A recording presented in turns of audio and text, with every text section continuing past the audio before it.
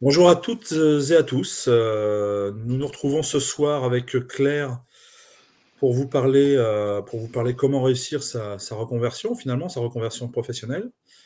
Avant toute chose, je vais me présenter. Je suis Damien Rouland, pour ceux qui ne me connaissent pas. Je suis fondateur du réseau Trait d'Union, qui est un réseau d'entrepreneurs en ligne qui est surtout là pour l'entraide, le partage et j'ai envie de dire la bienveillance. On est là pour s'aider les uns les autres à avancer et à progresser ensemble.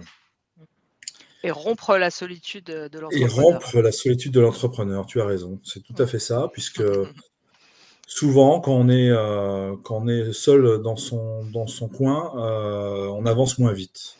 On avance beaucoup moins vite, et là, l'avantage dans le réseau, c'est qu'on va vraiment traiter, s'il y a des problématiques, des choses comme ça, et c'est pas que du réseautage, c'est aussi ce côté-là d'aller résoudre des problématiques, poser sa problématique, et sans jugement, voilà, avec bienveillance, on vient y répondre, et ça se passe bien.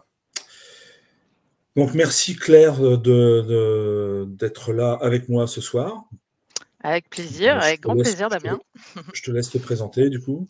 Ouais, donc bonsoir à tous et à toutes. Donc, moi, je suis ravie d'être là. Je suis Claire, Mélé. Je suis donc, coach professionnel, certifié, en reconversion professionnelle, du coup depuis 2016.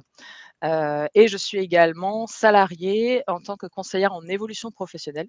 Donc j'y reviendrai peut-être un petit peu, après, mais j'ai, du coup une dizaine d'années d'expérience dans l'accompagnement, des mobilités, des reconversions et aussi dans la création d'activités. Et moi j'exerce, aussi à mon compte du coup depuis 2016.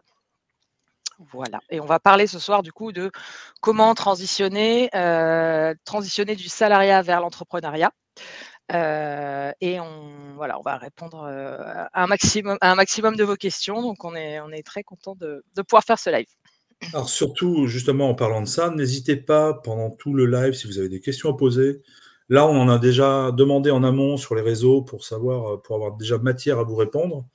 Mais si vous en avez d'autres, n'hésitez pas, on y répondra. On est là pour répondre aux questions, évidemment.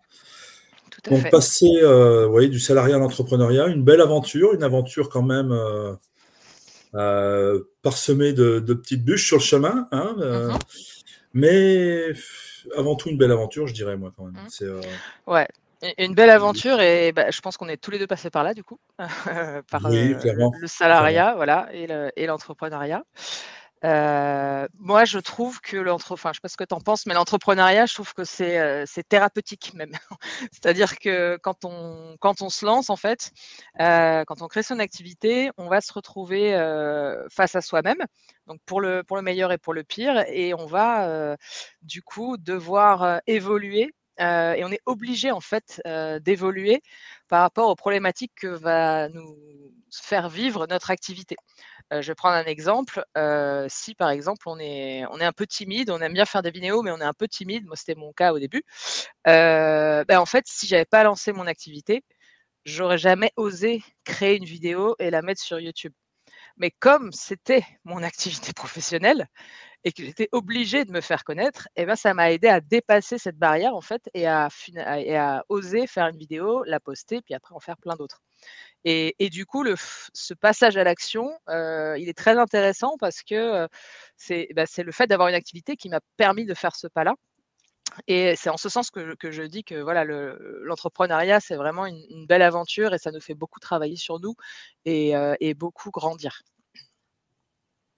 Ouais, ouais, ça nous fait travailler sur nous, et comme on Mmh, doit passer un peu dans tous les rôles, surtout au début, parce qu'on se dit, mmh. voilà, enfin, il y a tout à démarrer, quoi, il y a tout à faire. Bah, c'est clair. Mmh, Enfin, et on se dit, c'est vrai si c'est pas bien préparé, on peut un peu partir tous azimuts. mmh, Et je pense qu'on va en parler de ça. ouais, On peut partir un peu tous azimuts mmh, et j'ai un peu dit un peu dans tous les sens mmh, et disperser et perdre un peu son énergie. mmh. Mais c'est très, très, très formateur, ouais, dans la vie de tous les Ouais, jours. c'est Ouais. très formateur et en même temps quand, voilà, se disperser, bon, ça peut être un problème, mais il y a un autre problème qui est être paralysé et ne rien faire aussi. Donc on peut être, sur différents, voilà, c'est un peu une ligne droite. Je vais le fond, c'est un peu bizarre. Ouais, Excuse-moi. vas-y. J'ai Comme je suis désolé, il y a dû y avoir un double son parce que Ok. je veux aller regarder aussi les commentaires sur les autres, Ah oui, oui. sur les autres plateformes. Parce Ouais. qu'on est en direct sur YouTube, Facebook C'est trop bien ça. et LinkedIn du coup. Ouais. Mais Je vais virer en allant sur la plateforme, du coup, voilà, Ouais, ça a bugué. ça a bugué. C'est bon. Parfait. Oui, donc il y a un peu un axe entre la paralysie et je ne fais rien et je suis dispersée, je vais dans tous les sens et je fais n'importe quoi. Enfin n'importe quoi, plein de trucs.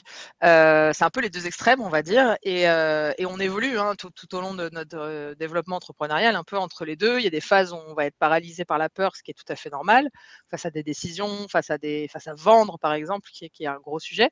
Il y a des moments où au contraire, on va avoir une énergie folle, une créativité, débordante, qui va aussi être très intéressante et très stimulante, quand on est à son compte.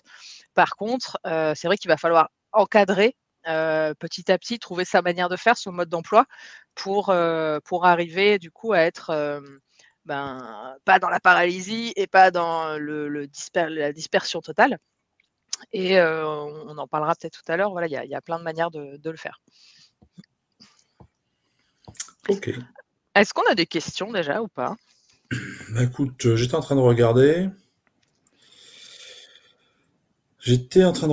Non, a priori, pas de questions pour Pour l'instant, l'instant. il n'y a pas de questions. OK. On avait des questions, on sait, sur les réseaux, on en a demandé Ouais. quelques-unes, Ouais, ouais, ça ouais. venait. Donc on a eu Mais là, pas mal de questions, ouais, sur l'aspect finance, gérer ses finances, gérer l'administratif, donc on va y répondre, au fur et à mesure.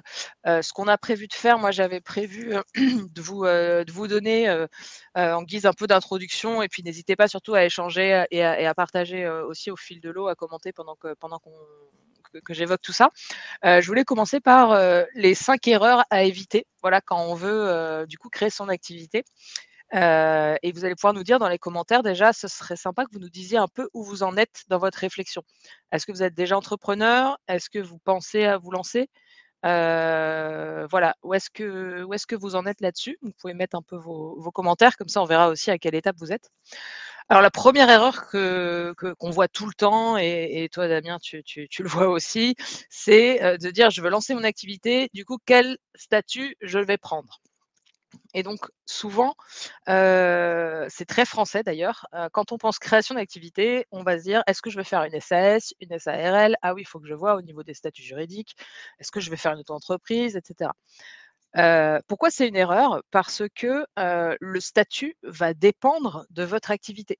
Il va dépendre du choix que vous faites, d'à qui vous vous adressez. C'est pas pareil de vendre en B2B par exemple, donc vendre à des entreprises ou vendre à des particuliers. En fonction également de l'activité que vous allez lancer, si vous êtes simplement, chargé de recrutement par exemple, freelance, vous n'aurez pas besoin de matériel ou très peu. Alors que si vous vous lancez, en pâtisserie, vous allez avoir besoin d'investir pas mal et donc en fonction de ça, il y a déjà, des lignes qui se dessinent et des choix qui vont du coup, se faire naturellement.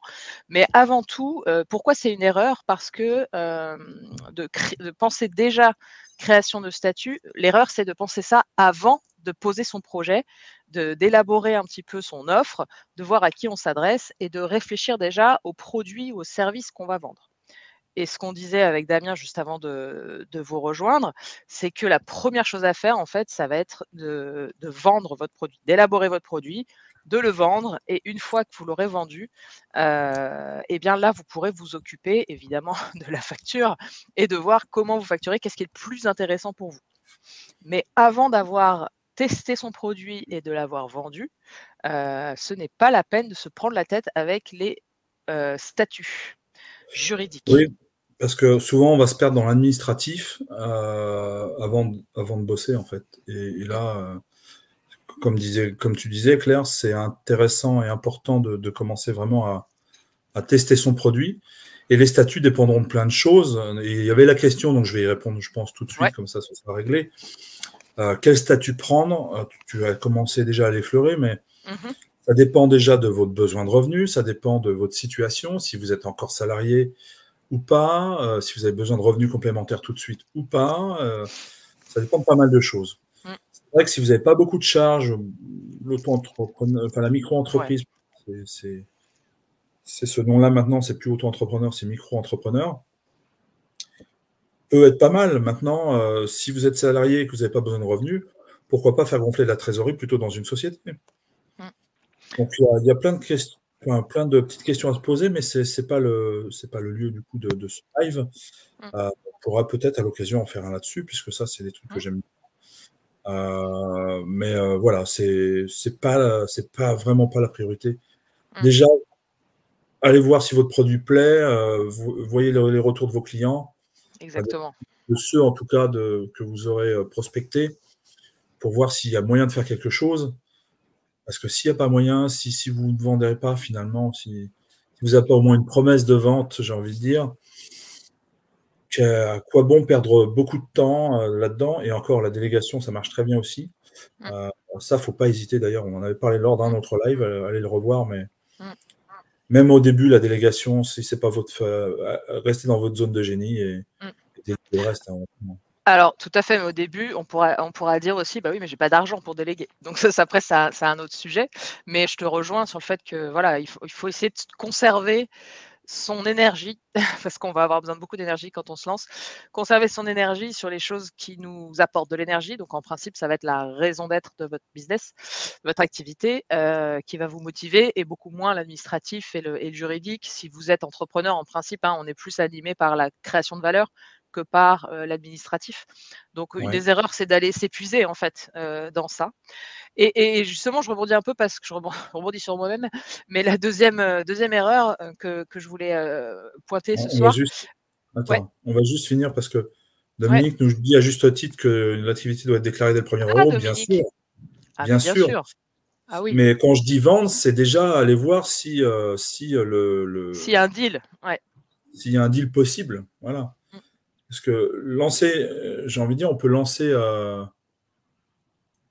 déjà lancer, je sais pas, des sondages, des machins, des trucs pour voir s'il y a une vraie Mmh. demande. Et Mmh. là, Des si on dit déjà précommandes. des précommandes ou des choses comme Mmh. ça, en fonction de l'activité évidemment. Mmh. Et là, s'il y a quelque chose, bah là, ok, là, je vais relancer mon statut. Exactement. Mais sinon, c'est peut-être pas la peine, quoi. Tout à fait. Vas-y, je À t'en prie. savoir Ouais, pardon. À savoir qu'on peut aussi,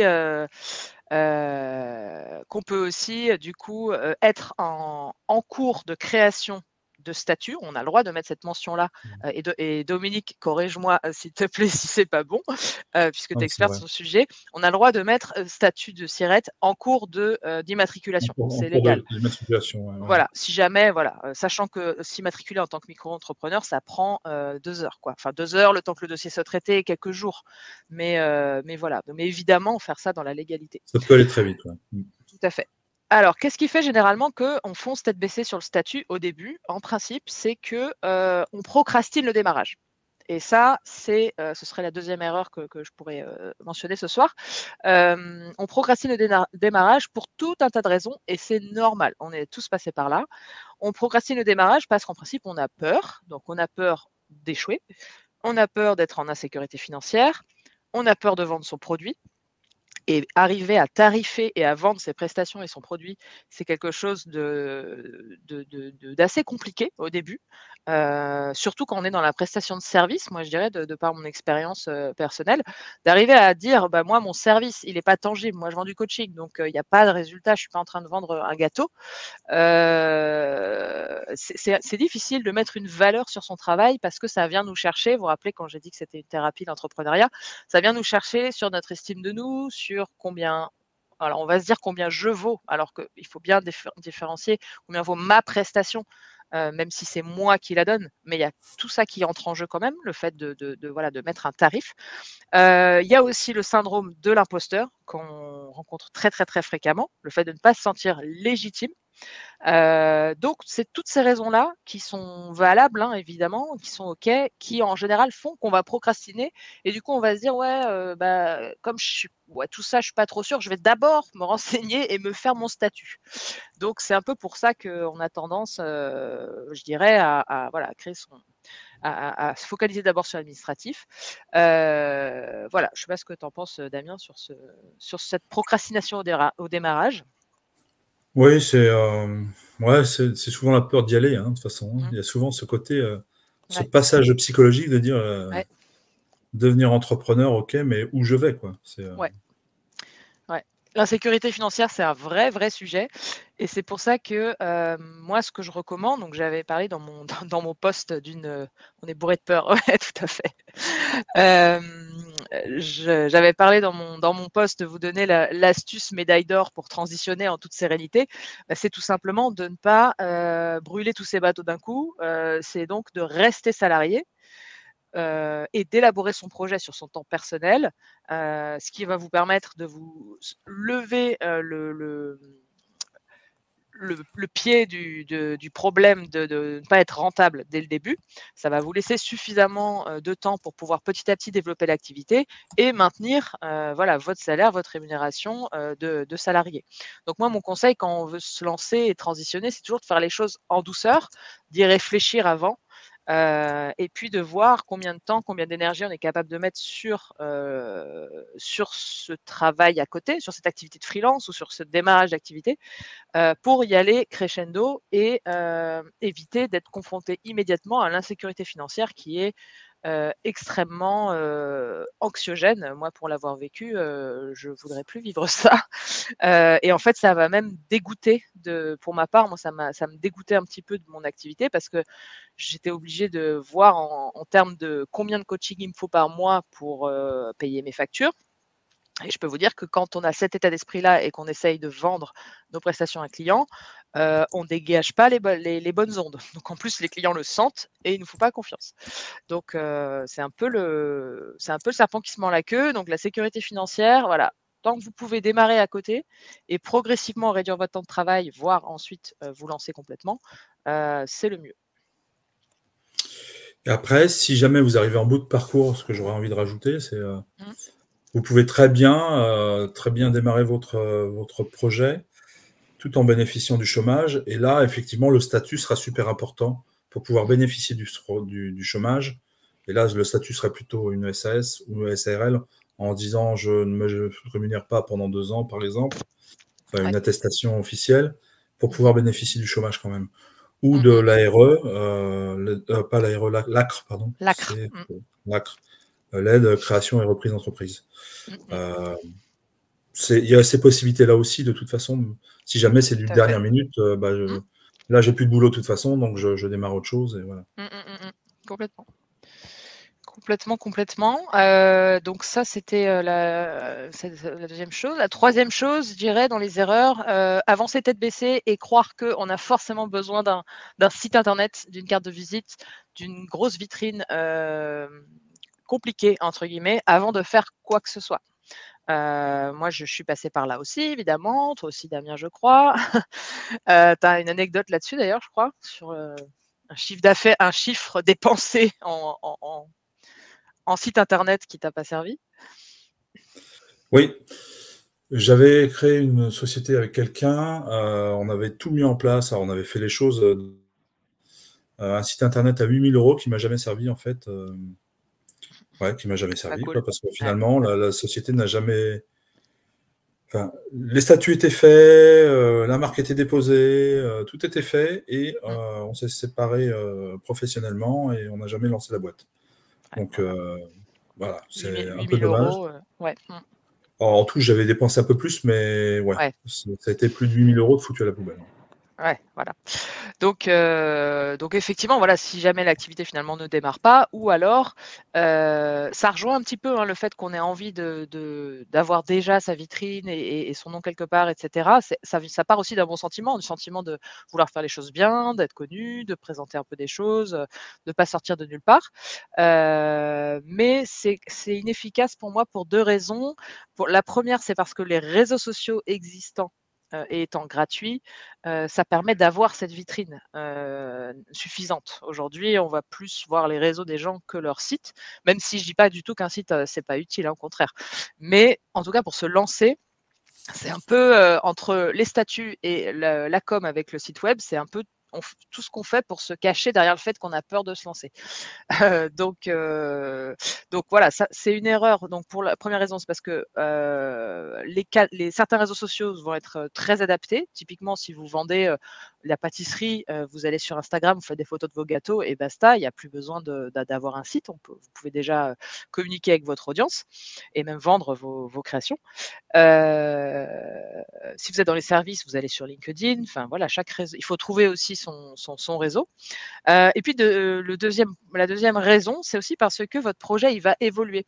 Et en fait, si vous commencez tout de suite à vouloir créer votre site internet, vous allez dire des premières choses, parce que vous allez devoir créer au-delà d'un site, vous allez devoir créer un peu votre identité, une marque peut-être, une charte graphique, vous présenter, expliquer ce que vous faites.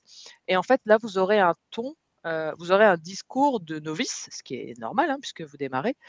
Et au bout de 6 mois que vous aurez, parlé avec votre audience, eu des clients, discuté avec eux, une fois que vous les aurez servis, accompagnés, vous verrez que, au bout de 6 mois, vous vous exprimerez différemment sur ce que vous faites. Vous aurez peut-être changé vos offres parce que vous aurez testé des choses qui fonctionnent et d'autres qui ne fonctionnent pas.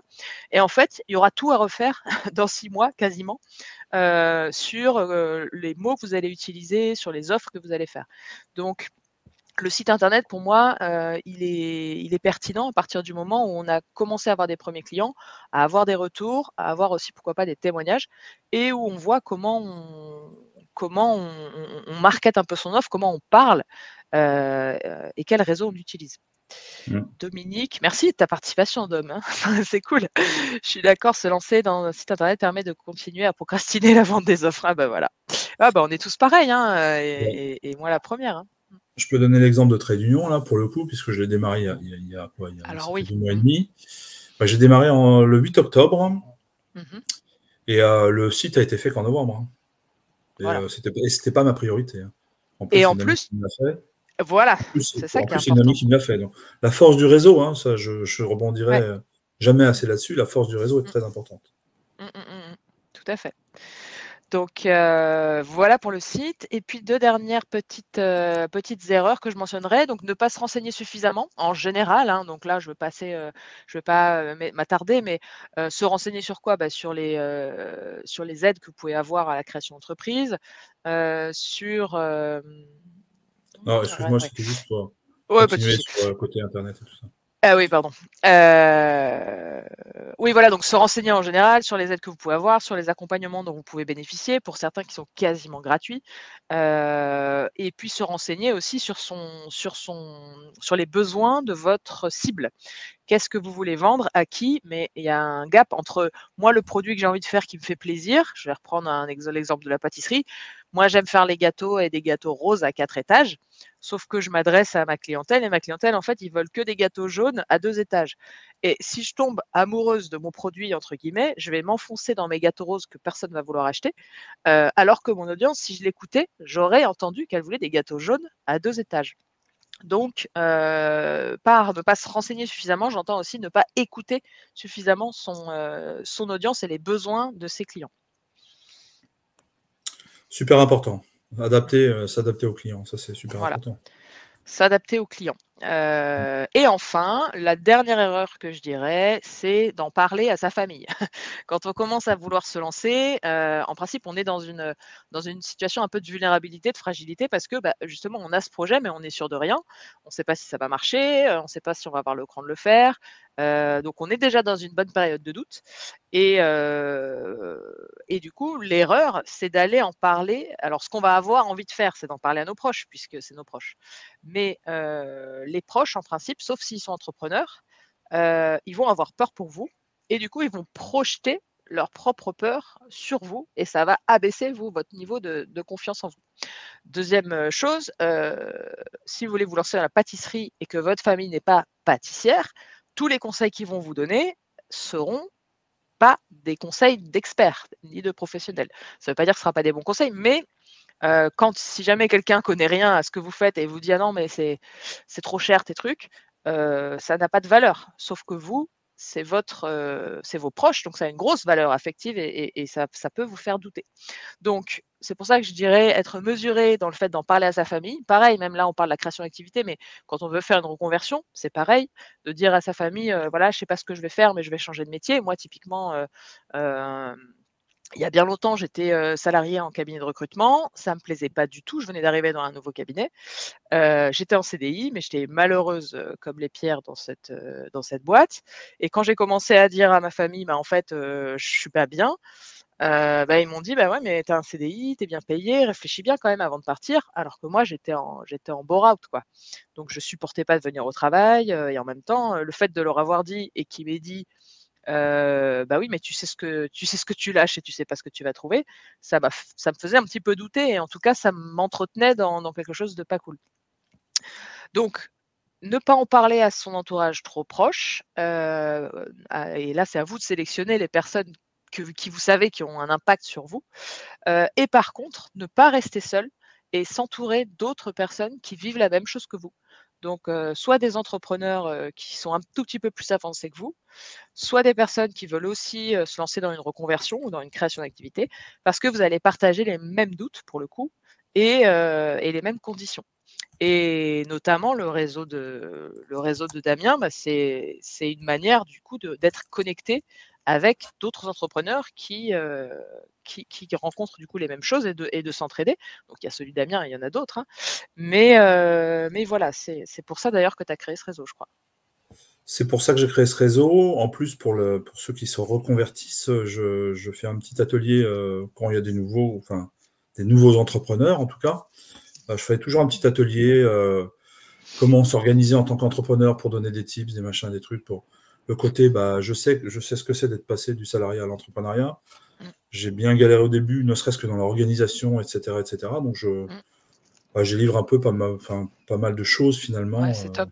sur ce parcours-là, sur comment s'organiser, sur le focus, etc., etc., Mmh. etc., sur plein de choses en fait. Mais Ouais. oui, le but est vraiment de. Alors c'est vraiment l'entraide de toute façon chez nous. Ouais. On a fait une session de réseautage tout à l'heure et c'est ça. On est là pour partager des problématiques. On est là Mmh. pour avancer ensemble, hein, comme je disais tout à l'heure. C'est vraiment pour avancer ensemble. Ouais, c'est ça.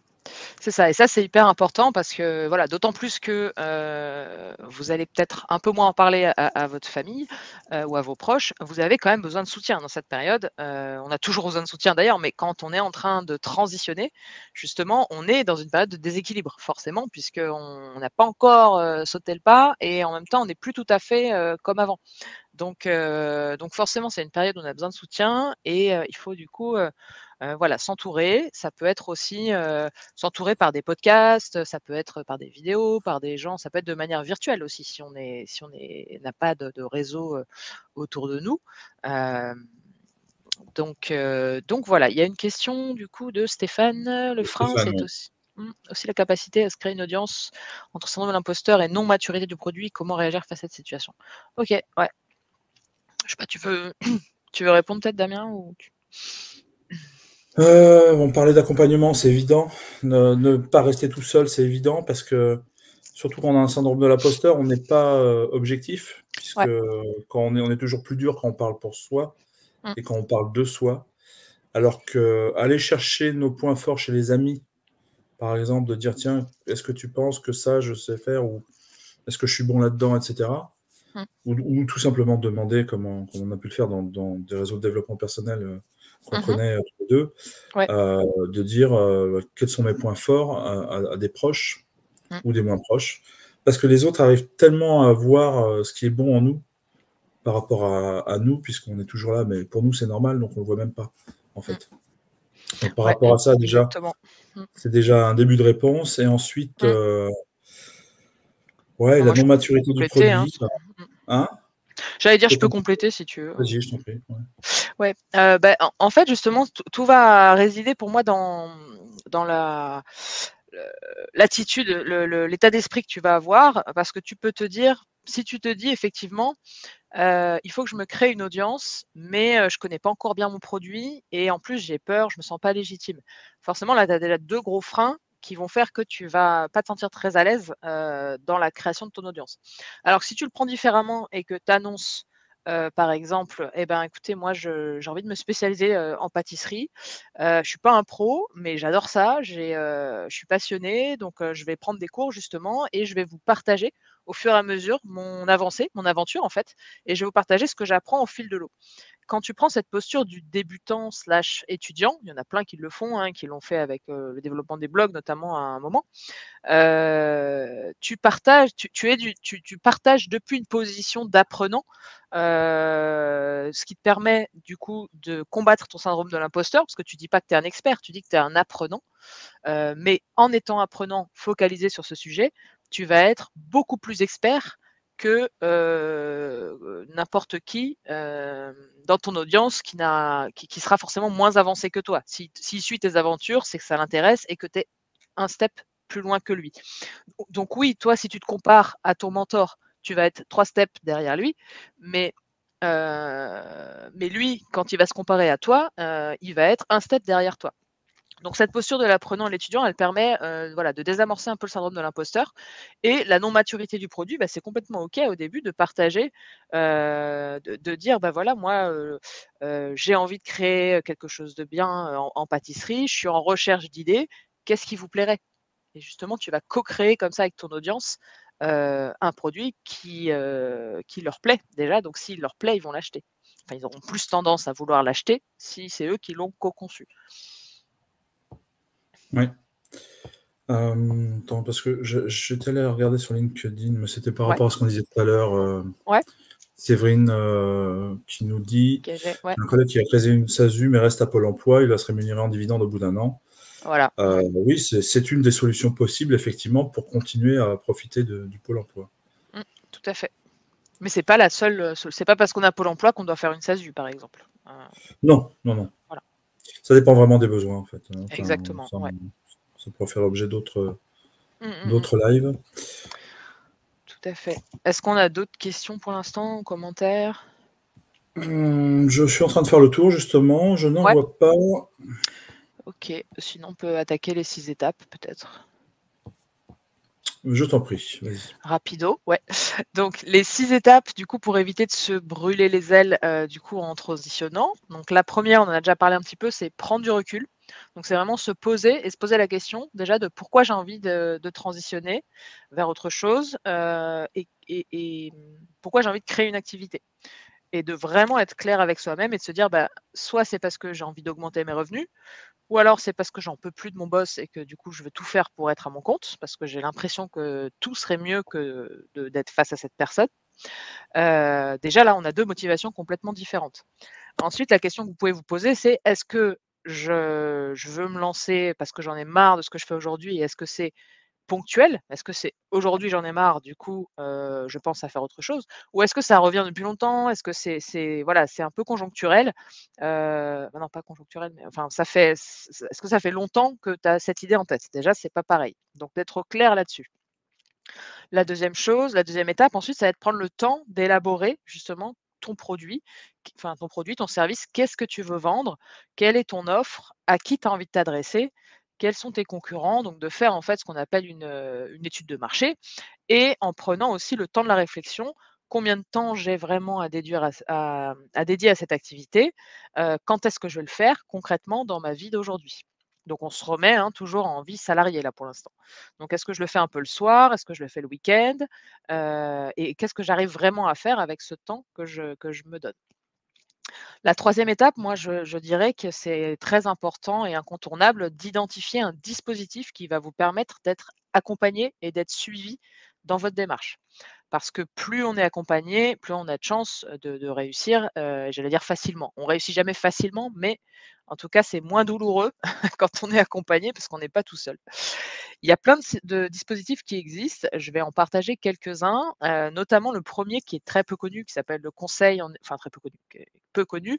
Le conseil en évolution professionnelle, c'est un service public, donc gratuit, qui s'adresse à tous les salariés et qui permet d'avoir entre 5 et 6 heures d'accompagnement, pour, votre évolution professionnelle. Donc moi, c'est ce que je fais en tant que salarié aujourd'hui, et concrètement, on reçoit des personnes, donc des indépendants ou des salariés, et on les aide à faire le point et à identifier la meilleure évolution professionnel pour eux en fonction de leur projet. Donc on a des gens aussi qui veulent créer des entreprises, qu'on oriente, du coup vers, et ce sera la deuxième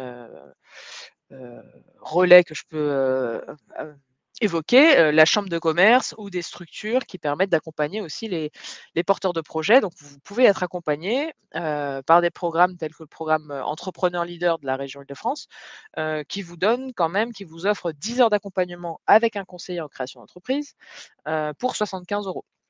Donc ça, c'est quand même, très peu cher. Après, vous avez aussi le bilan de compétences. Donc j'imagine que vous connaissez un petit peu ce que c'est que le bilan de compétences, mais ça peut être, aussi, une très bonne étape quand vous savez pas trop ce que vous voulez faire, et que vous réfléchissez à un projet de création. Ça peut être, une très bonne idée pour vraiment vous poser, être accompagné sur le long terme. Donc le bilan de compétences, c'est en principe autour de 3 mois. Donc voilà, ça peut être, un accompagnement un peu plus en profondeur. Et vous avez aussi après, vous pouvez vous faire coacher, donc prendre un rendez-vous, un accompagnement avec un coach, en développement d'activité. Moi, c'est ce que je fais aussi en parallèle. Voilà, ça peut être ponctuel ou ça peut être un accompagnement complet. Donc voilà, ça c'est mon troisième point, troisième étape, identifier quel dispositif d'accompagnement va le mieux répondre à ma situation du moment. Tu veux, ajouter quelque chose, Damien, ou je continue? On prendra peut-être après les questions ou les réactions? Oui, en fait, j'ai vu des questions sur Ouais, tu es LinkedIn, mais sur, on va faire finis sur. après, ouais. Je finis et voilà. Donc on était donc 1, prendre du recul, 2, prendre le temps d'élaborer son projet, 3, d'identifier, quel dispositif d'accompagnement va le mieux me correspondre aujourd'hui. 4, tester son produit rapidement. Donc on en parlait, tout à l'heure. Tester son produit, c'est, identifier du coup, à qui on va vendre et qu'est-ce qu'on va vendre. En parler, on peut faire des sondages, on peut prendre des amis des amis, des gens parmi nos proches qui correspondent à notre avatar client, on va en parler après, et leur poser des questions et leur demander qu'est-ce qu'eux ils voudraient, et donc les écouter. On revient sur ça. Donc l'idée, c'est de tester son produit le plus rapidement possible pour faire le plus d'erreurs possible, parce que ça aussi c'est très français, on a trop peur de faire des erreurs. Or, il y a des statistiques, je crois, qui montrent qu'aux États-Unis, les gens, ils lancent beaucoup plus rapidement leur activité et ils lancent une boîte qui marche pas, une deuxième qui marche pas, et en principe, c'est la troisième qu'ils lancent qui fonctionne, et eux, ils sont OK avec ça. Alors que De nous, toute en France, façon, ouais, enfin, si je peux rebondir là-dessus, ouais, oui, en France, c'est pas du tout la même mentalité que là-bas. ouais, Et c'est dommage parce que finalement, mmh, ce ne sont que des expériences, c'est pas des échecs, c'est pas à voir tout comme à des fait. échecs. Tout à fait, et souvent en France, on se flagelle un petit peu: «Ah, j'ai monté une activité, ça a pas marché, bouh, j'ai honte et je retourne en salariat et je suis une merde». Enfin, il y a souvent, hein, ce genre de truc, parce qu'on a ce truc très scolaire de: «Il faut réussir», voilà. Sauf que comment on réussit un truc qu'on n'a jamais fait? Bah, c'est qu'en faisant essai, erreur qu'on va finalement itérer et arriver à trouver, la formule qui fonctionne, et la Comme un mauvaise bébé qui nouvelle, apprend à marcher, hein, c'est c'est ça. pareil, hein. Et la mauvaise nouvelle, entre guillemets, c'est que quand on est entrepreneur, la formule qui fonctionne, elle va fonctionner pendant un moment et puis après, automatiquement, elle va plus fonctionner. Pourquoi? Par exemple, moi, je vendais des bilans de compétences, hein, jusqu'au covid. Avec le covid, il y a le compte CPF, le bilan de compétences est devenu, éligible au compte CPF. Moi, je n'ai pas fait toutes les démarches pour, être éligible au compte CPF. Boum, je peux plus proposer de bilan parce que les gens n'ont plus d'argent, ils veulent passer par leur CPF pour faire un bilan, ce que je comprends très bien. Sauf que moi, j'ai un super produit d'accompagnement, de bilan qui est très bien, mais du jour au lendemain, comme j'ai pas le CPF, et ben, il faut que je me remette en question parce que, je ne peux plus, enfin je peux plus. Je n'ai plus que très peu de clients qui acceptent de se payer eux-mêmes un bilan de compétences. Donc voilà, on est toujours un peu en instabilité quand on est entrepreneur, mais quand on est entrepreneur, on aime aussi en principe chercher des solutions, s'adapter, et il y a toujours des solutions, de toute façon, et ça permet aussi d'avoir de la nouveauté, d'avoir, de la fraîcheur un peu dans ce qu'on fait. Et en principe, quand on sert bien ses clients, qu'on travaille bien, il y a pas de raison. On arrive toujours à rebondir. Toi, Damien, tu as fait je sais pas combien de business différents, et puis tu es toujours là. Donc tu rebondis, pour, des raisons, voilà, X et Y, tu ajoutes des choses, tu en enlèves, voilà, après ça devient Bah, même un style de vie, quoi. personnellement, il y a des choses qui ne me correspondaient plus, qui avaient plus de sens, donc j'ai fermé effectivement. Parce que Mmh, gestion de patrimoine immobilier, j'ai fermé.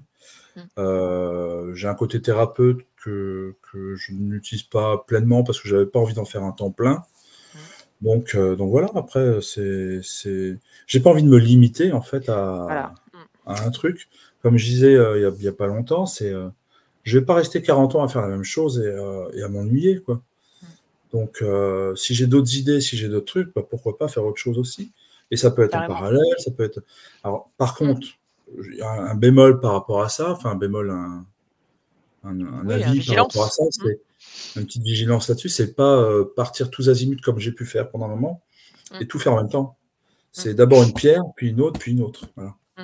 Le focus vraiment sur une chose. Mmh. Là, par exemple, réseau de réunion entrepreneur. Là, pour l'instant, je suis focus sur entrepreneur, entrepreneur, entrepreneur. J'ai d'autres choses à faire derrière par rapport à ça, mais je sais que c'est la première pierre, c'est faire rentrer des entrepreneurs dans le réseau et que ça se passe bien, et que ce soit convivial, etc., etc. Et dans un deuxième temps, j'aurai plein d'autres choses à faire derrière. 2024, j'ai plein de projets derrière, en rapport toujours avec ça, mais qui tournent autour. Mais je peux pas tout lancer en même temps, sinon on se disperse son énergie. Exactement. Ça, c'est un truc aussi, moi, que j'ai appris et sur lequel j'ai beaucoup travaillé, c'était d'arrêter effectivement, de lancer 10 trucs en même temps, sachant que c'est pas forcément 10 projets. Moi, j'avais mon activité de coaching, mais je faisais en même temps, la compta, la pub, le copywriting, la vente, le délivrance du service derrière. Donc au bout d'un moment, ça fait trop de choses. Effectivement, on arrive sur le fait de déléguer ou d'automatiser certaines choses, pour effectivement garder son focus et on est 1000 fois plus efficace quand on est, concentré sur, enfin, j'aime bien la métaphore du du tuyau d'arrosage. En fait, si vous voulez arroser une plante, vous prenez un tuyau d'arrosage ou un arrosoir, ben, vous avez un goulot ou un tuyau comme ça. Et si vous prenez, l'arrosage automatique, vous avez, enfin, une forme d'arrosage automatique, vous avez, une palette comme ça et puis plein de petits trous percés qui arrosent un petit peu partout et ben, ça va arroser un petit peu partout, mais beaucoup moins en profondeur. Donc, pour l'arrosage, c'est pas très grave. Pour le jardinage, parce qu'en principe, on choisit en fonction du temps qu'il fait. Mais, c'est une belle image de comment vous allez dilapider votre énergie si vous partez dans tous les sens ou si vous êtes concentré sur arroser la plante, tous les jours avec le tuyau de l'arroseur. Ouah. Donc ça, c'était le 4e point. Le 5e point, cibler son marché. Voilà. Alors moi, typiquement, j'étais la reine au début quand je me suis lancée dans le coaching. Ma cible, c'était qui? C'était tout le monde. Je voulais accompagner tout le monde qui voulait bien être accompagné. En principe, quand on est thérapeute, on a un grand cœur, on est altruiste, on a envie d'aider tout le monde et on n'a surtout pas envie de vendre et on ne sait pas vendre et on n'aime pas vendre. Et au final, tout le monde, c'est personne. Voilà. Voilà et au final, tout le monde, c'est personne. Parce que là aussi, on va prendre une autre métaphore. Si vous avez un problème au pied, par exemple, est-ce que vous allez aller choisir vous avez, admettons, un gros problème à l'orteil, vous devez vous faire opérer. Est-ce que vous allez choisir le médecin généraliste ou est-ce que vous allez choisir un chirurgien orthopédique? Personnellement, je prendrais le chirurgien orthopédique. Pourquoi? Parce qu'il est spécialisé que sur le pied. Donc j'ai beaucoup plus confiance en cette personne qui a fait des milliers d'opérations autour des pieds, plutôt qu'en mon médecin généraliste, que j'aime beaucoup et que j'embrasse au passage, mais qui n'est pas du tout spécialisé, sur le pied parce que c'est pas son domaine.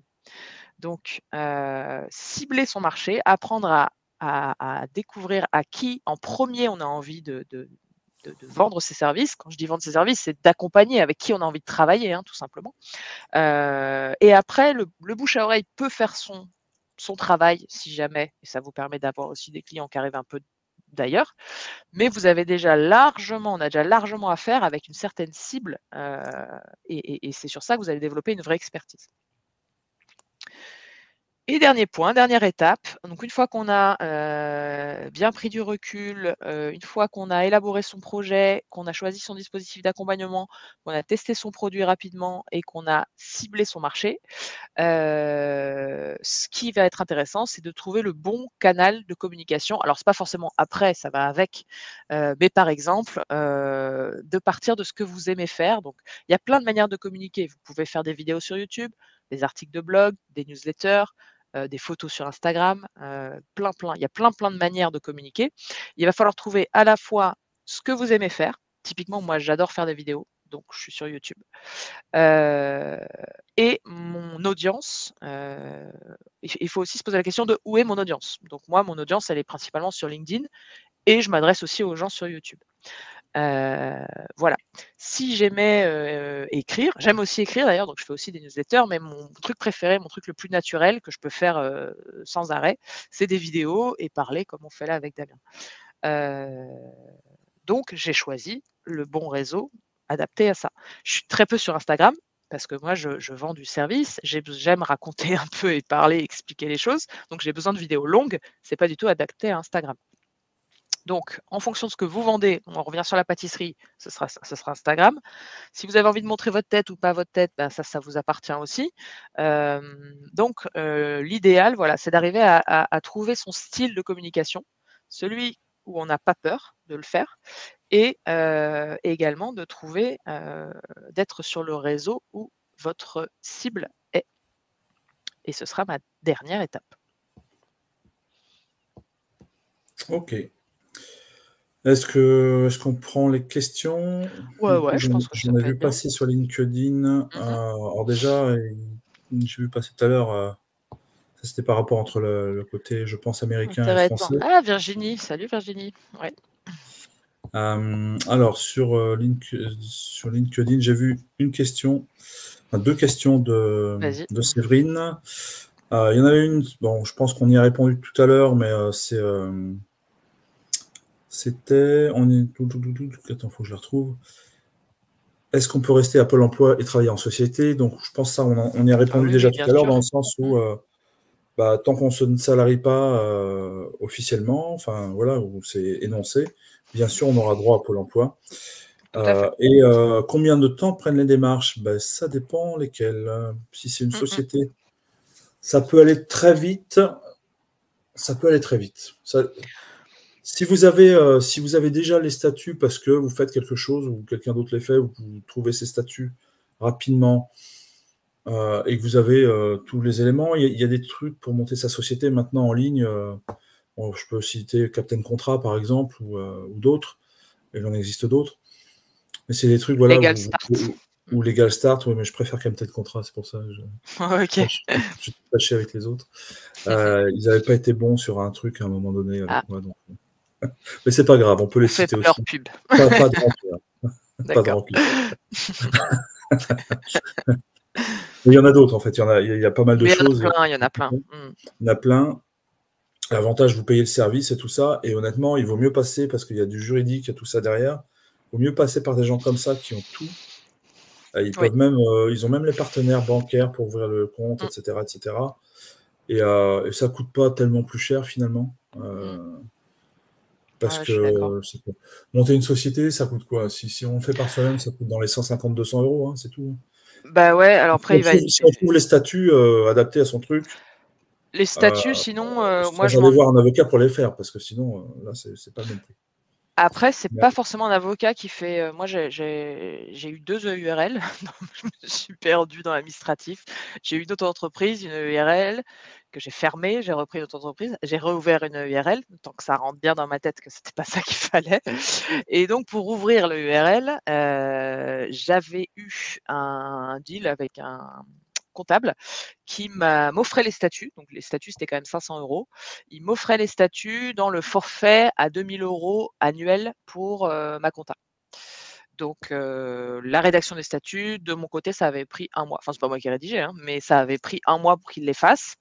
Et ensuite, au niveau des coûts, il y a le dépôt, au greffe du tribunal de commerce, la publication, au journal officiel de votre, enfin plein de trucs administratifs qu'on comprend pas et qui coûtent de l'argent, en gros. Alors, du temps surtout. Voilà. Du temps. Ça Du coûte temps beaucoup. et de l'argent, ça coûte 100 balles au moins pour avoir une publication dans un journal officiel ou que toi tu vois jamais, mais c'est comme ça, c'est l'inscription. Oui, C'est c'est 100 €, voilà 100-150 € donc même. voilà C'est exactement, la publication, voilà. Donc pour répondre à la question du temps, en principe ouvrir une micro-entreprise, 3-4 jours max. très, très rapide, hein, Ouvrir parce qu'il n'y a, voilà, il y a pas de publication au journal officiel pour ça, de voilà, mémoire.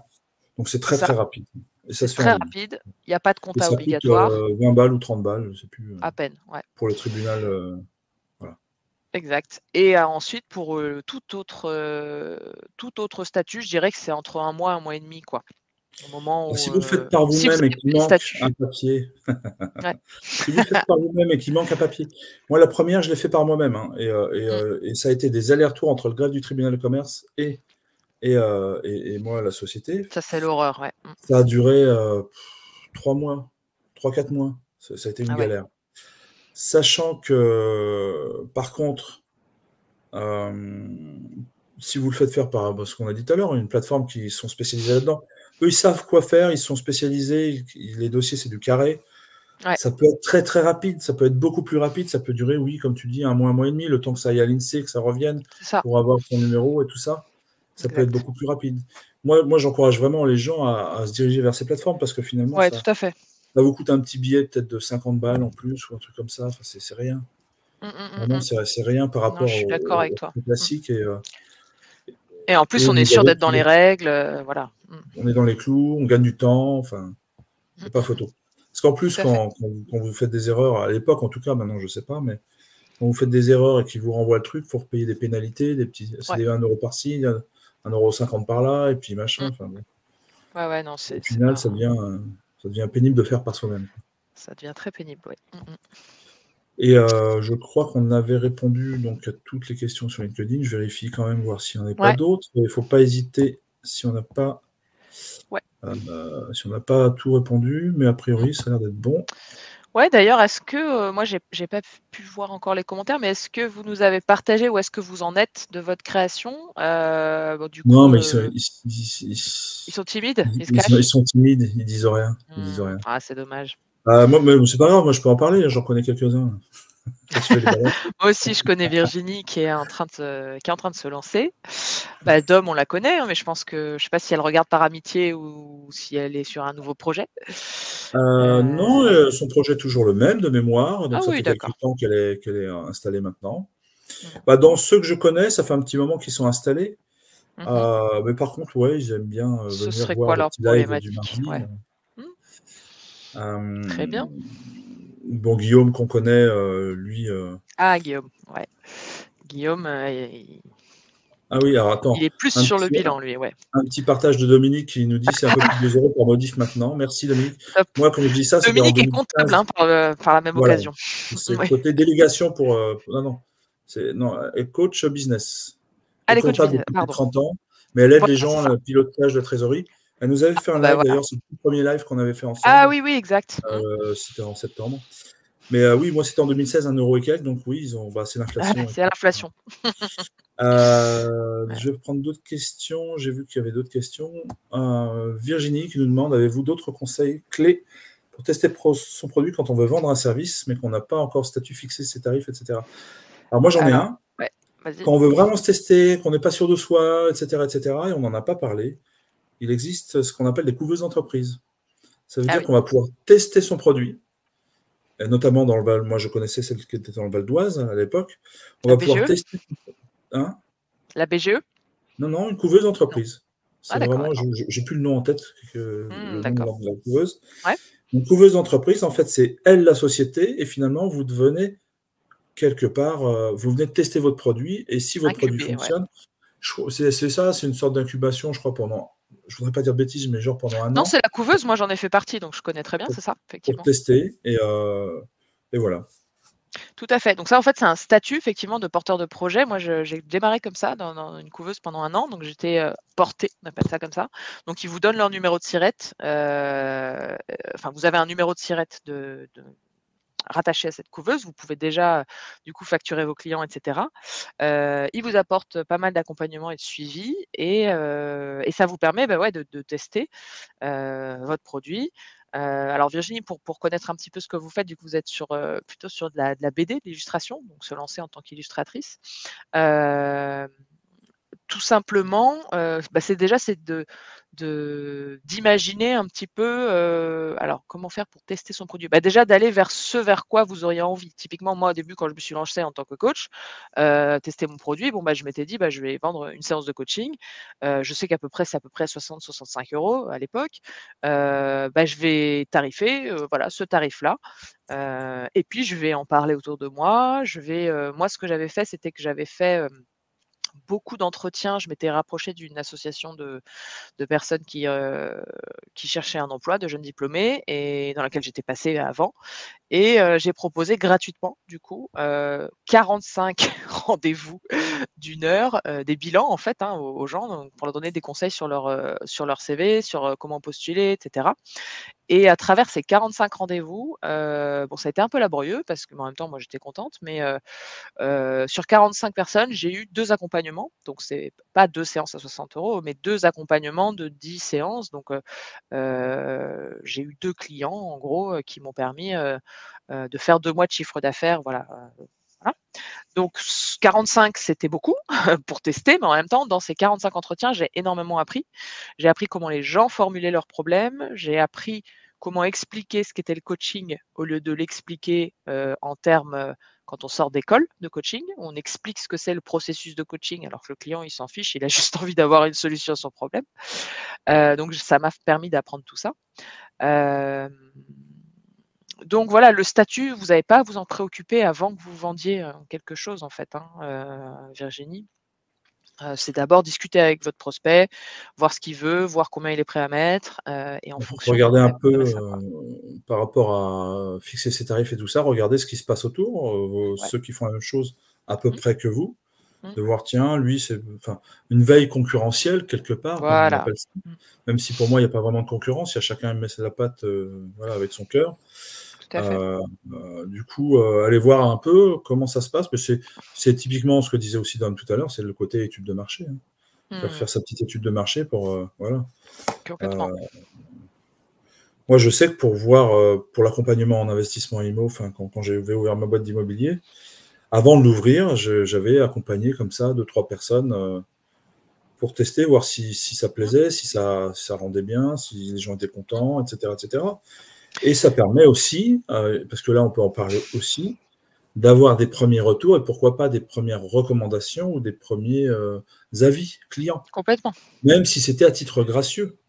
Exactement. Ça, c'est très important effectivement, Super et puis important. ouais, si on reste sur le domaine d'activité de Virginie, ça pourrait être, d'aller, hem, regarder par exemple des publications, des journaux, qui vous plaisent ou des sites internet qui vous plaisent, pour lesquels vous auriez envie d'illustrer et de faire une proposition, offerte en disant: «Voilà, moi j'ai cette thématique, je vous le mets en BD, je vous le propose, on teste, si ça fonctionne et ben, on peut, du coup, après se taper dans la main pour, signer, 5 ou 6 publications par an. Enfin, vous voyez?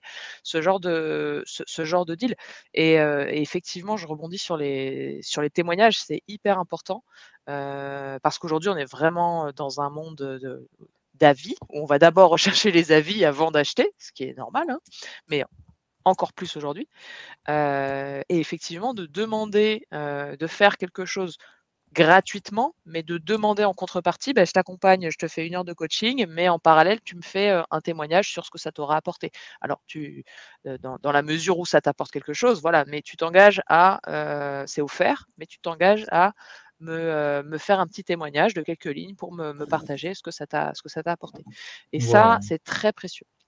ouais. Oui, c'est pas forcément au début une contrepartie financière, ça peut être une autre Mmh. contrepartie, c'est tout à fait ça. Mais c'est important d'avoir une contrepartie pour moi. Enfin ça, là, on peut Ouais, partir sur un autre sujet. Le oui. gratuit, ça Il y aura des dévalorise votre projet, ouais, non, et puis mais et puis il produit. faut mettre les choses du départ, hein, comme tu l'as dit, C'est c'est ça. OK, je suis prêt à le faire, sans être payé en retour, en Mmh tout mh. cas financièrement. Mmh. Mais voilà, je demande ça en échange. Je passe du temps, ça a de la valeur Faut et voilà, faut tout de suite, que les lignes soient claires dès le départ, quoi. Ça c'est évite de ça. courir après, ensuite. C'est ça et ça permet aussi d'ancrer dès le début pour vous que c'est sérieux, que vous avez de la valeur, que votre produit il a de la valeur. Vous n'êtes pas juste là en train de partager gratuitement des conseils, pas sous prétexte que vous démarrez. Non, non, vous avez de la valeur, vous avez appris, vous avez travaillé pour être là où vous en êtes. Vous êtes toujours, rappelez-vous de ça, un step plus loin que votre audience en principe. Là, c'est la même chose pour nous ce soir, hein. Nous, tous les 2 avec Damien, on a 1 voire 2 coups d'avance par rapport à vous entre guillemets qui allez peut-être vous lancer ou qui êtes déjà lancé. Mais si vous êtes sur ce live, a priori, vous avez pas encore une activité qui fonctionne, à 100. Et donc chacun ses étapes. Mais voilà, après ça va c'est vous aussi, n'oubliez pas que quand vous vous lancez dans quelque chose, a priori, vous connaissez plus de cette chose que la plupart des gens autour de vous, à part vos Bien sûr, concurrents ou les personnes qui font comme vous. Et ça, pour dédramatiser le syndrome de l'imposteur, je trouve que c'est vraiment une bonne astuce. bien sûr. Et puis pour éviter d'avoir peur en allant parler des choses, quoi, parce que Mmh, finalement, moi, la BD, l'illustration BD, j'y connais rien. mmh.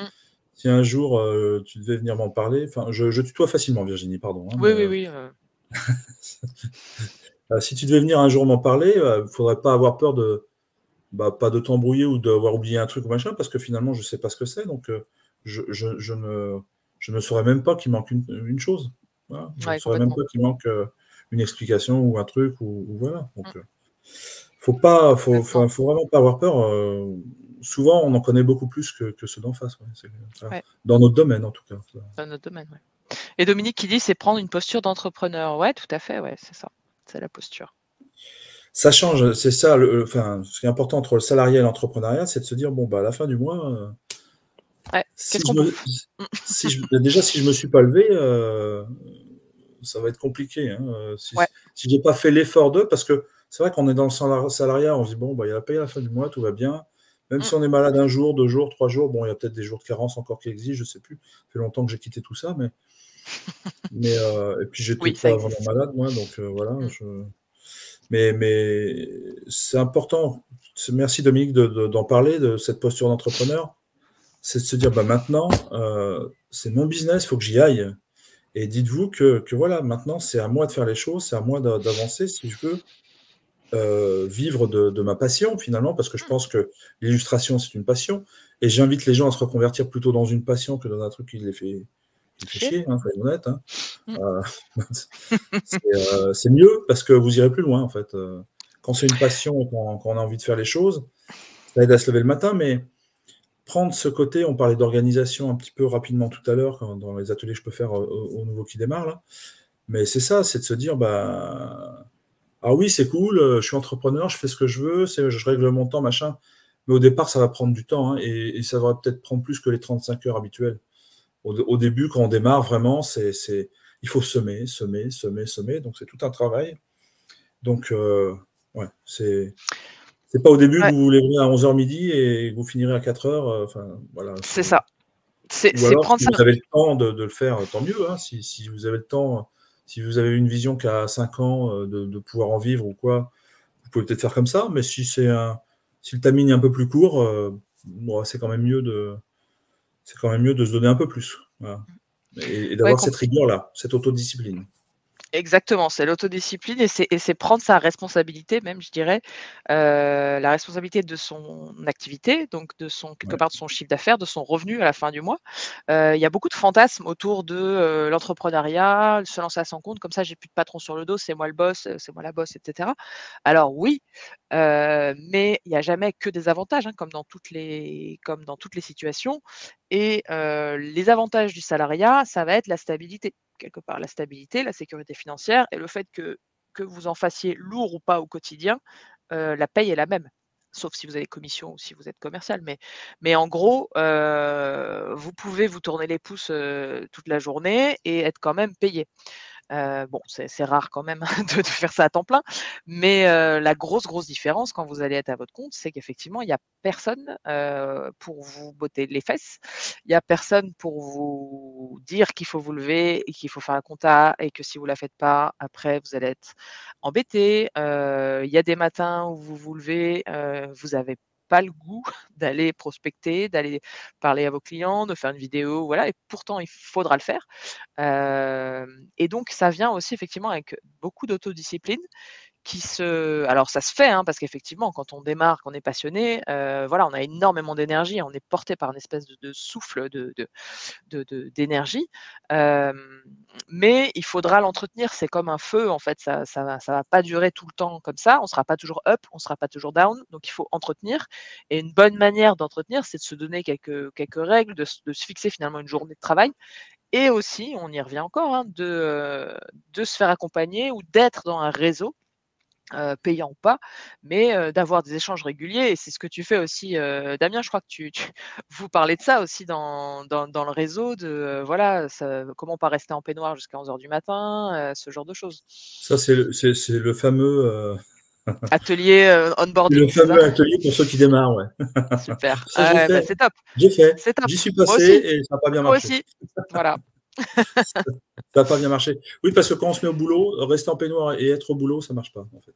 On n'est pas Ouais, dans le on mood n'est pas dans entrepreneur. le On c'est parlait de ça, posture d'entrepreneur, ça passe aussi ouais, par, le bah oui, physique. par être en place physiquement, habillé, etc., etc., évidemment. Exactement. Ouais, tout à fait. Parce que sinon, peignoir à la maison, ça veut dire bon, bah, je vais aller encore reprendre un café, je vais faire ci, je vais faire ça. Voilà, Et on ouais, ouais. avance Je vais pas, pas et puis passer un coup de fil en visio parce que je suis en peignoir, donc finalement je vais faire, mon appel, plus tard et du coup finalement je le fais pas et donc ouais, ouais, c'est il y a ça. plein de petits pièges comme ça, Et qu'on peut voilà, trouver sur sa se route. fixer des petits objectifs journaliers, pas 15, mais Ouais, de se dire voilà, je me couche pas tant que j'ai pas fait ça.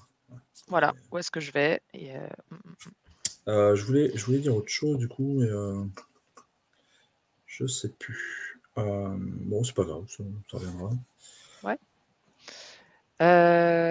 Qu'est-ce que j'avais d'autre? Moi, j'avais un dernier petit focus sur éventuellement les outils. Si vous n'avez pas d'autres questions, les outils pour, une transition, de compète. On en a déjà parlé, hein, mais c'est juste peut-être un petit récap en fonction de votre maturité. Je ne sais pas où vous en êtes, la maturité de votre projet surtout.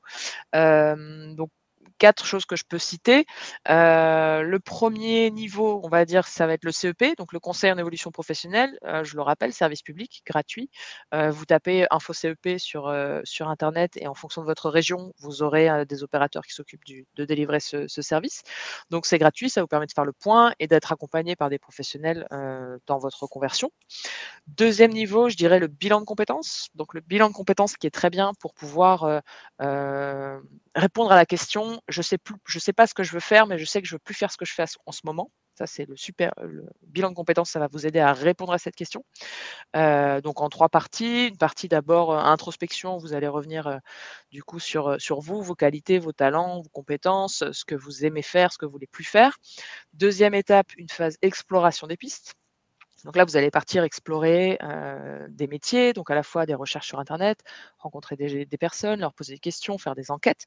Et troisième étape, l'étape, validation du coup de mon projet. En principe, on vous aide à valider, 2 projets, un plan A, un plan B, qui va vous permettre du coup de faire l'entonnoir après avoir fait cette exploration des pistes et de vraiment valider, 1 ou 2 projets réalistes et réalisables. Donc le bilan de compétences, c'est finançable par le CPF, ça coûte entre 1 800 et 2 500 € à peu près. Si vous voulez des contacts, moi vous pouvez m'écrire et puis je peux vous donner des contacts de personnes qui font des bilans, et qui sont éligibles au CPF. Troisième niveau, je dirais l'accompagnement, entrepreneur leader du coup de la région, notamment Île-de-France, donc ce que j'évoquais tout à l'heure, vous pouvez le trouver auprès de la chambre de commerce par exemple ou aussi des couveuses. Donc c'est, 75 € de mémoire pour, voilà, une dizaine d'heures d'accompagnement. C'est ce que fait Virginie qui Virginie qui vient de dit tout à l'heure. déposer le dossier Oui, entrepreneur leader. Bah, super. elle l'a mis tout à l'heure, mais voilà, c'était le bon moment pour Ah bah, l'afficher. super, ouais, impeccable. Donc Virginie que j'accompagne notamment en CEP là actuellement. Et puis dernière étape, alors à n'importe quel moment, vous pouvez avoir du coaching. Donc moi je vais prêcher pour ma paroisse, hein, pour moi ou avec moi ou avec d'autres personnes. Moi je fais des séances, individuelles on va dire et comment dire? Ponctuelle. Donc une séance, une fois, une séance diagnostic pour vous aider à vraiment diagnostiquer là où vous en êtes et avoir un plan d'action précis de quelles sont les prochaines étapes pour vous. Et donc ça peut se faire un peu à n'importe quel moment. Ça peut se faire au début du projet, au milieu, bon pas à la fin parce qu'en principe il y a plus besoin. Mais voilà, ça peut être, ponctuel donc avec moi ou avec d'autres, hein, travailler avec un coach, c'est toujours utile. Donc prendre quelqu'un de certifié et avec qui vous avez, voilà un bon feeling. Voilà au niveau des outils pour être accompagné dans votre transition pro. Bon, a priori, il n'y a pas d'autres questions. Je vois rien d'autre à rajouter, mais c'est vrai que si c'est votre première entreprise, ou vos premiers souhaits de passer en entrepreneur, oui, faites-vous accompagner. Moi, c'est vrai que pour le projet là de réseau, j'étais allé voir, je sais plus qui d'ailleurs. Ça t'a marqué? Non, je crois qu'il voulait que j'aille à la BGE, parce qu'il y a la BGE Ah oui, aussi, BGE. Bah, on moi, n'a je suis pas passée parlé. par eux, ouais. BGE, après, il y en a d'autres pour ceux qui ont un site. BGE, ouais, Oui, distribue justement le programme Entrepreneur Leader et fait aussi couveuse d'accord. d'entreprise qu'on disait tout à Et l'heure. il y a un autre organisme, je crois, qui est pour les handicapés. Alors pour ça, Cap on en Emploi? avait parlé dans le live de la semaine dernière. Donc C'est Cap Emploi sûrement. oui, ça doit être ça. Je crois que c'est ça. Cap Tu as raison. Emploi, c'est pas le truc que je recommanderais. Enfin, ça dépend des régions, ça dépend des Bah, écoute, départements, mais effectivement, oui, si on a un handicap, Audrey ça nous peut en a être parlé, qui est du nord, du côté d'Arras, elle, d'accord. pas très loin, la semaine dernière, et c'est vrai OK. qu'elle a été bien accompagnée, a priori Ah BGE d'accord, et bah, très bien. Ah OK, voilà. bah, oui, voilà, Après, avec les 2, oui, les 2 j'allais dire cumulés. ouais, tout à fait. Cap Emploi, de ce que je connais, ils accompagnent pas forcément dans la création d'entreprise, mais plus sur l'aménagement de poste quand on a un handicap. OK. Voilà. En tout cas, moi, c'est vrai que pour le réseau, on m'avait proposé d'aller à BGE, tout ça. Ouais. Non, mais Et toi, en tu es trop fait, avancé pour ça. Ouais. non, j'y suis pas allé parce que je me dis, ils vont me demander des trucs que j'ai pas envie de faire. Enfin, Ouais. c'était personnellement. Oui, oui. Genre le business plan, le machin. Alors même si j'ai Oui. fait des trucs, évidemment, je suis pas parti sans Oui, rien. oui, oui. Bien sûr. Mais pour moi, fallait pas que je perde de temps. Ouais. Parce que moi, mon projet, j'avais envie de le démarrer rapidement. Et c'est Et vrai que quand on se fait accompagner, bah, faut prendre le temps. Mais en même temps, c'est normal de prendre du temps au début, quand on n'y connaît rien ou pas grand-chose, de se dire, bah là, on va prendre le temps de poser les bases, etc. oui, parce que toi, c'est pas ta première boîte, c'est ça aussi qu'il faut dire, hein? Ah non, c'est pas la première boîte, non. Voilà. Oui, mais moi, j'ai démarré il y a 13 ans, donc c'est vrai que là, celle-là, je me suis dit non, je vais pas y aller, mais parce que je savais déjà quoi faire, etc., etc. Eh Enfin, oui, voilà. bien sûr. Mmh.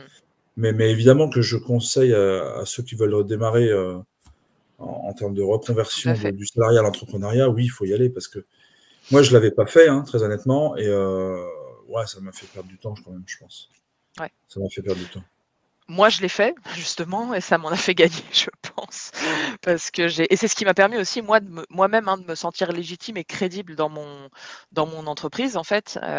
Du coup, j'ai été diplômée, de mon diplôme de coaching en mars 2016 et j'ai démarré un accompagnement en septembre 2016, de septembre à septembre et en fait, le fait, d'avoir du coup un groupe de personnes avec qui j'allais en formation, d'être suivie aussi par donc j'étais à la BGE, d'être Mmh. suivie par un conseiller en création d'entreprise et il nous fournissait aussi un logiciel de compta. Donc en fait, on devait faire nos frais. C'est con, mais au début, moi, le fait de faire mes frais et d'envoyer à la compta de la couveuse, ça me donnait l'impression d'avoir vraiment une entreprise. Parce que si j'avais été toute seule, j'aurais pas forcément fait mes frais agrafés avec des tickets de caisse et tout. Mais là, de faire mes frais, de les envoyer, d'avoir un logiciel de facturation à disposition, ça m'a permis vraiment de me sentir être une entreprise petit à petit. De rencontrer pas mal de personnes aussi, avec qui on a pu s'échanger des services entre personnes qui se lancent. Donc, il y avait une graphiste par exemple, il y avait, une personne qui faisait des sites internet. Enfin donc ça permet aussi de se faire un petit réseau, et puis de prendre confiance en fait, tout en étant, accompagné, tout au long et à l'époque, je sais plus là comment ça fonctionne, mais à l'époque, ils prenaient 5 du chiffre d'affaires. Il fallait être au chômage, hein, pour pouvoir faire ça et Continue, ouais, j'affiche juste, hein, c'est Dominique. en Ouais, rapport ouais, avec non, le je lis en même temps, c'est bien, ouais. Ils prenaient 5 du chiffre d'affaires si on faisait du chiffre d'affaires. Donc, franchement, c'était quasi donné, quoi. Et par contre, la condition pour y accéder, c'était d'être coachable, c'est-à-dire d'écouter les conseils. Ils voulaient pas des gens qui savaient tout sur tout et qui étaient pas prêts à, du coup, à apprendre. Et du coup, oui, la condition, c'était ça et puis, ils se rémunéraient à hauteur de 5 si on faisait du chiffre d'affaires et si on n'en faisait pas, ils prenaient rien. Donc forcément franchement, c'était un très bon deal. Mmh. Yes, Bon, bah, 1h13, on est bien là. on est pas mal, écoute. Mmh. Je sais pas, t'avais pas un truc à partager, Bah, ça y est, là, j'ai tout partagé, là, je le, crois. le truc en or, je sais pas quoi, La qu'est-ce médaille que... d'or, je l'ai déjà dit tout à l'heure, c'était Ah, mince. c'était justement de pas, Ah, ah oui, tout mais t'avais pas. plaquer. Ok, Ouais, pardon. ouais, de pas tout plaquer, comme ça du jour au lendemain et se retrouver, sans rien, en étant obligé de développer son activité pour, gagner son argent. Ça, c'est vraiment pour moi la pire chose à faire, en termes de stress financier et de montagnes russes émotionnelles, compliquées. Ouais, ouais. Alors, si vous avez des questions, c'est maintenant. N'hésitez pas, on peut encore y répondre. Après, Mmh. il y en a que je ne connais pas du coup, puisque ça vient de chez toi, Virginie, et Mmh. il y avait quelqu'un d'autre Séverine? aussi tout à l'heure, et Il y a Séverine. Séverine, je crois, ouais. Mmh. N'hésitez pas à me contacter, puisque vous venez, je crois, du côté LinkedIn. Si vous arrive des questions après ou auxquelles je peux répondre, ce sera Ouais, avec plaisir. on fera un petit post peut-être pour récupérer encore d'autres questions si vous en avez. Oui, après, on fera un petit Après retour. Ouais, c'est vrai que en général, je fais les retours sur Facebook du live. ouais? Je pense le faire aussi Ah bah, c'est sur... bien ça, ouais. Mm. Ouais, ouais, très bien. Comme ça, parce que là, c'est vrai qu'on a partagé pas mal de choses, donc ça doit faire pas mal d'idées qui vont germer, que vous allez digérer, sûrement pendant les 2 prochains jours et vous aurez peut-être des questions dans 2-3 jours, donc faut pas hésiter à nous les mettre, hein, sur les réseaux, Faut pas hésiter. ou Oui. Mm. même en privé, hein, il y a pas de voilà, vous écrivez un message, enfin pour ma part sur LinkedIn. Heu, Damien, toi, je sais pas, c'est LinkedIn ou Facebook, tu disais? LinkedIn, Facebook, je réponds. Alors, je suis un peu moins présent sur LinkedIn, c'est vrai, et pourtant, je devrais plus m'y mettre. Mais, mais c'est vrai que mon réseau de prédilection est Facebook. Mais de toute Facebook. façon, que ce soit LinkedIn ou Facebook, c'est Damien Roulant, hein, c'est comme c'est affiché là. Mmh. Ça roule. C'est assez simple à trouver, hein. Donc, Mmh. Parfait, parfait. alors, plus de questions. Il y a Virginie qui nous dit merci. Super, merci, c'est rassurant et motivant. Ah bah super! Eh ben, ravie Ah, Virginie, ça peut vous aider. honnêtement, Virginie, l'entrepreneuriat est une très belle aventure. C'est juste que bah, Faut pas hésiter à demander de l'aide. il faut pas hésiter quand on le parlait tout à l'heure, s'entourer, bien s'entourer, Mmh. heu et heu et assez rapidement. Je vais reparler quand même de la délégation parce que tu as dit tout à Ouais, l'heure: «Oui, ça coûte de l'argent», et cetera. Alors oui, ça coûte de l'argent, mais si on délègue, par exemple, la partie comptabilité à quelqu'un, préparer la compta, et cetera. Si au début, c'est qu'1 heure par mois ou un truc comme ça, ah oui. 1 heure par mois, enfin, c'est possible. Non, mais parce qu'au départ, je ne savais pas moi tout ça, en fait. Et Mmh. déléguer la compta 1 heure par mois, ça va coûter Oui, c'est vrai, ouais. entre 30 et 40 € selon celle, Ouais, tout à fait. qui Mmh. va se charger de ça. Un peu d'administratif, c'est dans les mêmes taux C'est en vrai. général. Et c'est pas forcément, c'est pas tout de suite avoir un salarié, hein, c'est vraiment pas ça. Ah non, C'est surtout pas, juste se non, dire ouais. bah, pour une tâche particulière, ça, j'ai vraiment Mmh. pas envie de le faire. Mais Carrément. ne pas hésiter à tout de suite le déléguer assez rapidement pour ne Mmh. pas avoir à le faire, ne pas avoir cette charge mentale. Et Dominique est là, ce soir, et pourrait vous en parler. Parce que moi, pendant plus d'1 an, j'avais rien touché en fait à la compta parce que j'avais pas envie. Et Mmh. du coup, charge mentale de fou. Et au final, bah, Dominique à l'époque a récupéré le bébé et s'est arraché les cheveux, hein, non, Dom? Un petit peu quand même. C'était vraiment pas mon truc. Et du coup, non Ouais, seulement il y a la charge mentale, mais en plus ça prend du retard, et cetera. Et au final, ouais, c'est pas et bon. si on le fait soi-même, on va prendre, j'ai envie de dire 4 heures au lieu de quelqu'un qui sait faire et qui aime faire ça, qui va On va prendre faire ça peut-être une 1 heure demi-heure, ouais. Mmh. ou une demi-heure. Donc, on a plus à gagner à prendre ces 4 heures qu'on aurait fait pour ça et à le faire Tu pour ces raison. BD, par exemple, pour ces Ouais, illustrations, que, ah, carrément. attention à la délégation de la compta. Ah, Attends. c'est Dom. Je vais faire ma rabat, je vois attention à la délégation de la compta, elle doit être tenue par un comptable. Ah oui, oui, Oui, alors il y avait bien même des sûr. robots comptables qui sont très bien pour ça, qui viennent plus choper directement sur, enfin, il y a plein de choses qui existent, en fait. Alors je vais pas parler de tous les outils ou les trucs, ce Ouais. soir, mais il y a plein de choses qui existent. Et quand je dis robot comptable, il y a un expert comptable dans la société qui valide tout ça, donc voilà. Mmh. Moi, Heu, pour la délégation, j'avais pris petit à petit aussi, j'avais travaillé avec une entreprise qui était à Madagascar et j'avais une super assistante que j'ai pris au début, 10 heures par mois et ça me coûtait moins de 200 €. Donc pour moi, c'était très rentable parce que c'était vraiment, en 10 heures, elle pouvait faire beaucoup de choses, d'administratif, donc faire mes factures, par exemple, répondre, elle faisait mon service client, répondait aux clients. Elle envoyait dès que je contractualisais un nouveau contrat, bah, moi, c'était pratique. Je disais au téléphone: «Bah, voilà, du coup, mon assistante va vous adresser tous les éléments par mail». Donc moi, déjà, j'étais trop contente de pouvoir dire cette phrase et en plus, elle prenait vraiment le relais. Donc moi, j'étais contente, je venais voilà, d'avoir un nouveau client, et je restais sur ce truc, cool, plutôt que de me mettre tout de suite à envoyer tous les éléments qu'il fallait envoyer pour le contrat, pour, le paiement, pour, expliquer comment ça allait se passer et tout.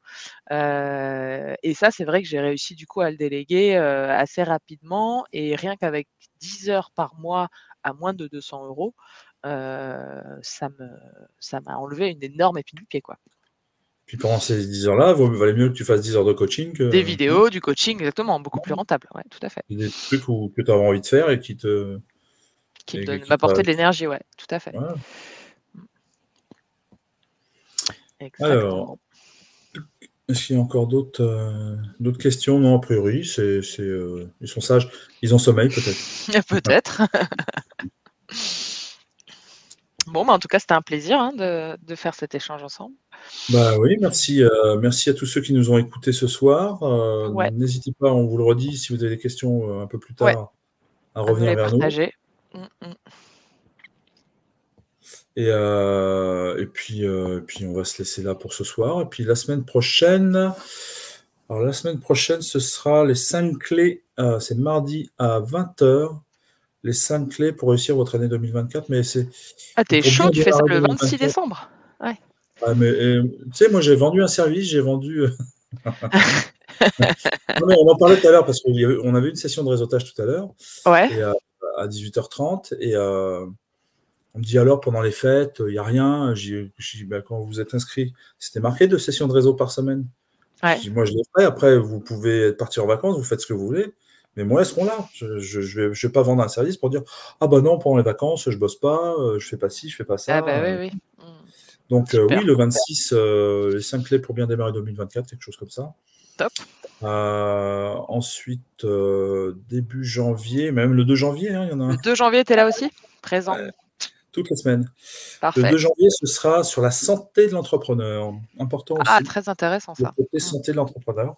Donc là, on va plus parler, je pense, alimentation, supplémentation et etc. Super. Je ne sais pas exactement de tout dans le détail, mais Ah on va bah, parler de je pas mal de regarderai choses. alors. Ouais. Cool. J'ai déjà le planning Bah, jusqu'au j'imagine. 16. Jusqu'au 16 16. pour Ah bah, l'instant. super. Ouais, impeccable. Jusqu'au 16 mais voilà, il y a pas mal de choses à venir. Mmh. Et voilà pour ce soir. Donc, belle soirée à toutes et à tous et encore merci et à bientôt, hein. À la Yes. semaine prochaine. Bye bye. Je vais couper, Ouais. le direct et je vous dis à bientôt. Bye Et Claire, bye. tu peux rester 5 minutes. Oui, je reste.